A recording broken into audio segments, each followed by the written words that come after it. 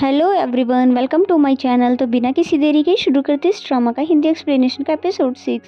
Episode की starting में हम देखते हैं कि जियांग अपने फ्रेंड फैंग को आज की पूरी कहानी बता रहा था कि उसने कैसे कैसे ली नोई के साथ और उसके फादर के साथ आज का दिन बिताया है। लेकिन मुझे ये बात समझ नहीं आ रही कि जब उसके फादर ने मुझे पहचान लिया तो लिनोई मुझे क्यों नहीं पहचान पा रही है। जिस पे फैंग ने कहा कि मैं जब से आया हूँ तुम लिनोई के बारे में ही बात कर रहे हो, कहीं ऐसा तो नहीं है कि तुम उसको पसंद करने लग गए हो। जिस पे जियांग ने तो साफ मना कर दिया कि नहीं, बिल्कुल भी ऐसा नहीं है। और फिर जैसे ही फैंग यहाँ से जाता है तो जियांग फिर से लिनोई के बारे में सोचने लग जाता है। नेक्स्ट सीन में हमें यांग के फादर को दिखाते हैं जो कि अब्रॉड से वापस आ गए थे और सूजी के बारे में सुनकर बहुत ज्यादा गुस्सा थे कि तुम्हारे ग्रैंडफादर ने तुम्हें क्यों नहीं बनाया और सूजी को क्यों बना दिया है ग्रैंड शेफ, जबकि तुम इस घर के बेटे हो और तुम्हें ही हेड शेफ बनना चाहिए था। अभी सूजी यहाँ पर आ गई थी जो कि इनकी बातें सुन चुकी थी और फिर यांग के फादर को टीज करने लग जाती है। और इन्हें देखने से हमें पता चलता है कि इनके रिलेशन कुछ ठीक नहीं है, क्योंकि सूजी इनकी बायोलॉजिकल बेटी नहीं है बल्कि यांग ही सिर्फ अपने फादर का सगा बेटा है। नेक्स्ट सीन में जियांग को देखते हैं जो कि बार बार लिनोई के बारे में ही सोच रहा था और उसकी फोटो को देखते हुए की बातों को याद करता रहा। और जियांग को बहुत ही तेज फीवर था, इसलिए वो हॉस्पिटल जाने लगता है और फिर जैसे ही बाहर निकलता है तो लिनोई उसको सामने से दिख जाती है, जिसको वो अपने साथ हॉस्पिटल ले जाता है हेल्प के लिए और उसे बहुत ही ज्यादा परेशान करता है। कभी कुछ मंगवाता है और फिर कभी कुछ, क्योंकि जियांग को बहुत ही ज्यादा मजा आ रहा था उसे तंग करके। और फिर थोड़ी देर बाद लिनोई एक एग लाकर उसके हेड पर मार देती है, जिस पे जियांग बहुत ज्यादा गुस्सा हो जाता है और बोलता है कि भला तुम ये कर क्या रही हो। जिस पे उसने बताया कि ऐसा करने से फीवर कम हो जाता है और ये बात मुझे मेरे फादर ने बताई है। और फिर तभी जियांग को बचपन की बात याद आने लगती है कि एक बार बचपन में भी उसने एग ऐसे ही मेरे सिर पे फोड़ा था जब मुझे फीवर हुआ था। और फिर प्रेजेंट में कहता है कि ये सब सिर्फ बकवास बातें हैं, ऐसा कुछ भी नहीं होता। एंड देन नेक्स्ट सीन में हम ग्रैंडफादर को देखते हैं जो कि कह रहे थे मैंने सूजी को अपने होटल का ग्रैंड शेफ तो बना दिया है, लेकिन वो अपनी जिम्मेदारियों को बिल्कुल भी ठीक से नहीं ले रही है। अभी यांग बताता है कि ग्रैंडफादर सूजी अभी अब्रॉड से आई है, हो सकता है वो अभी थकी हुई है, धीरे धीरे सब कुछ समझ जाएगी। फिर ग्रैंडफादर उस पर ही गुस्सा करने लग जाते हैं कि तुम उसका पक्ष मत लिया करो, बल्कि एक बड़े भाई होने के नाते उसको समझाया करो क्या सही और क्या गलत। और यहाँ पर यांग की तो बिल्कुल भी कोई गलती नहीं थी, लेकिन उसे फिर भी डांट पड़ जाती है और उसको ऐसा समझ आ जाता है कि ग्रैंडफादर उसको बिल्कुल भी पसंद नहीं करते हैं।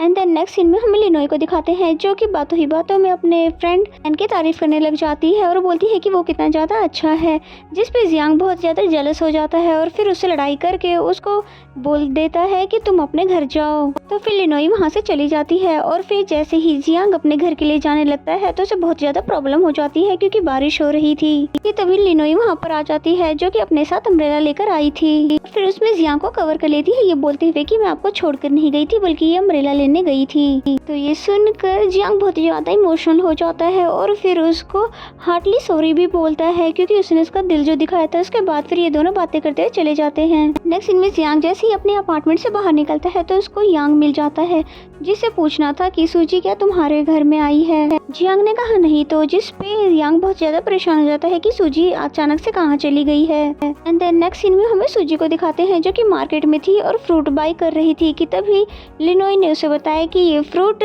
फ्रेश नहीं है।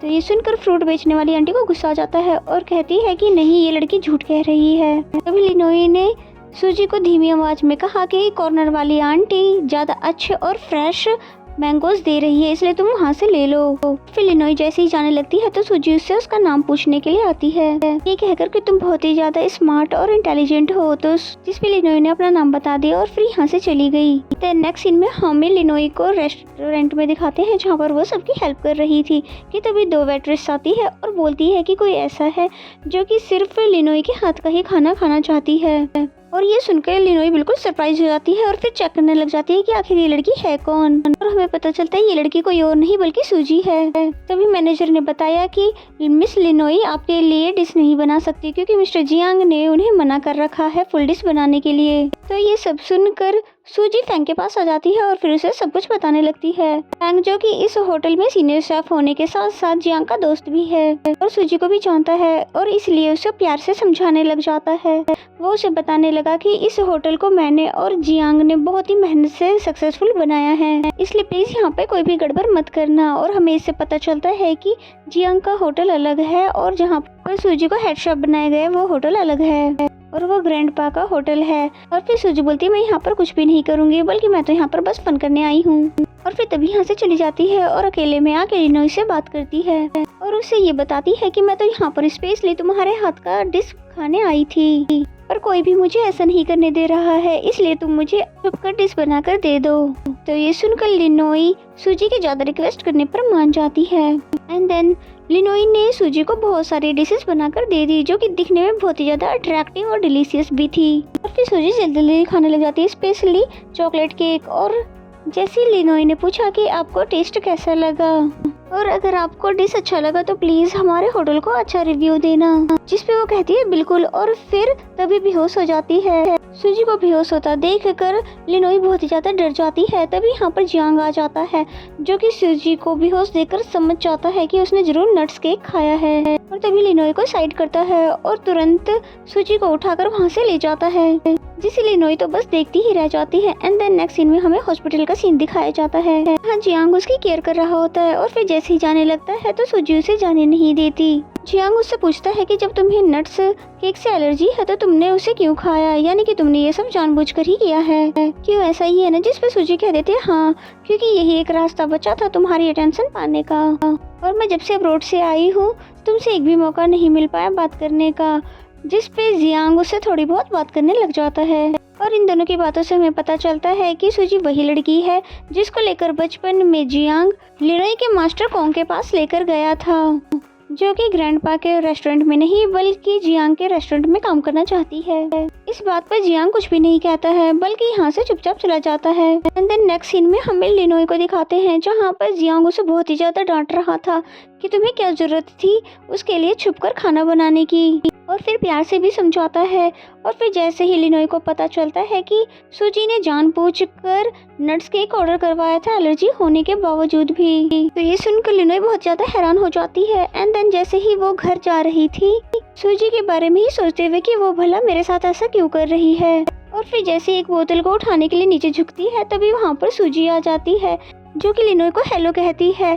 तभी लिनोई से पूछती है कि भला तुमने मेरे साथ ऐसा क्यों किया और मुझे टारगेट क्यों कर रही हो। तो फिर वो बताती है कि वो इसलिए क्योंकि तुम्हारी वजह से उस दिन मेरे भाई ने मुझे इग्नोर किया था जब वो उस दिन तुम्हारे पीछे पीछे चला गया था, और तुम्हें पता भी है मैं उस दिन कितना ज्यादा हर्ट हुई थी क्योंकि मैं बिल्कुल भी अपने भाई को किसी और दूसरी लड़की के साथ शेयर नहीं कर सकती, इसलिए दूर रहो मेरे भाई से। और फिर कहती है कि मैंने सुना है तुम्हारी स्मेल पावर बहुत ही ज्यादा अच्छी है, तो क्यों ना ये कंपटीशन हो जाए, जिस पे लिनोई मान जाती है क्योंकि उसको अपने स्मेल पावर पर बहुत ही ज्यादा कॉन्फिडेंट था। दोनों अभी बातें कर ही रही थी कि तभी यहाँ पर सॉन्ग और फैंग भी आ जाते हैं जिन्हें ये जजेस बनाकर अपना कंपटीशन शुरू कर देते हैं। ये दोनों आंखों पर पट्टी बांधती है और उन चीजों को ऑर्डर करने लग जाती है जिनमें से एग की स्मेल आ रही हो। और फिर रिजल्ट की बारी आती है तो पता चलता है कि लिनोई हार चुकी है, और ये जानकर लिनोई को बहुत ही बड़ा झटका लगता है क्योंकि आज तक स्मेल पावर में उसे किसी ने भी नहीं हराया था। और फिर सूजी लिनोई का मजाक उड़ाते हुए यहाँ से चली जाती है। तब फैंग बताता है कि सूजी को बचपन से ही बहुत ही ज्यादा टफ ट्रेनिंग मिली हुई है, इसलिए कुकिंग से रिलेटेड किसी भी चीज में सूजी को कोई भी नहीं हरा सकता। एंड देन नेक्स्ट सीन में हमें जियांग को दिखाते हैं जिसे फैंग ने बता दिया था इन दोनों के कॉम्पिटिशन के बारे में, जिसके बाद हमें लिनोई को दिखाते हैं जो कि घर आने के बाद भी बहुत ही ज़्यादा सदमे में थी क्योंकि वो कंपटीशन जो हार चुकी थी। तभी कैन बताता है कि तुम्हें किसी से भी कंपटीशन करने से पहले उसके बारे में एंड उसके परिवार के बारे में तो ज़रूर ही जान लेना चाहिए था। जिसके बाद वो जियांग की फैमिली की हिस्ट्री बताता है कि जियांग के ग्रैंडफादर के 2 बेटे थे, जिसमें से एक बेटे के तो 2 बच्चे थे जिनका नाम जियांग और सूजी था, और जबकि दूसरे बेटे का सिर्फ एक ही बेटा था जियांग।